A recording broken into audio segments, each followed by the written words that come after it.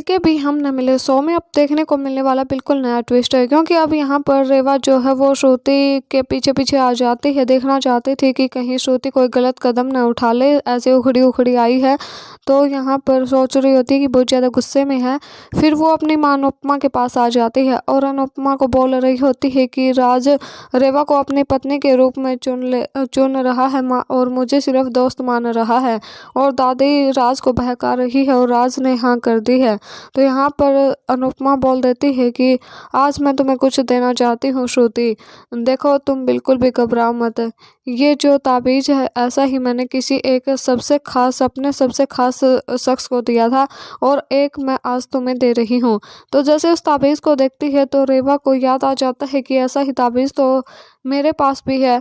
जब मैं काका को मिली थी, यानी कि जो जिसने रेवा को पाला है उसे मिली थी, तो यहाँ पर उसने बताया था कि जब वो मिली थी तो उसके गले में ये लॉकेट था।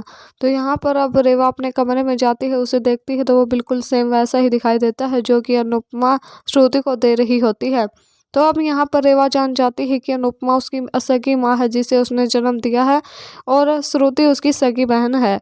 तो फैसला ले लेती है कि मैं ये घर छोड़कर चली जाऊंगी, मैं अपनी माँ को और दुख नहीं पहुंचा सकती हूँ, और श्रुति दीदी का घर भी नहीं तोड़ सकती हूँ। मेरी वजह से श्रुति दीदी का घर टूट जाएगा।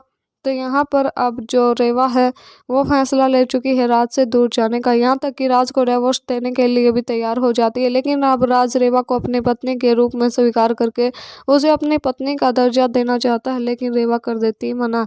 आपकी राय में क्या फैसला लेना चाहिए रेवा को? क्या सच में श्रुति और राज की ज़िंदगी से दूर चले जाना चाहिए, या फिर राज की पत्नी बनकर रहना चाहिए इस घर के अंदर?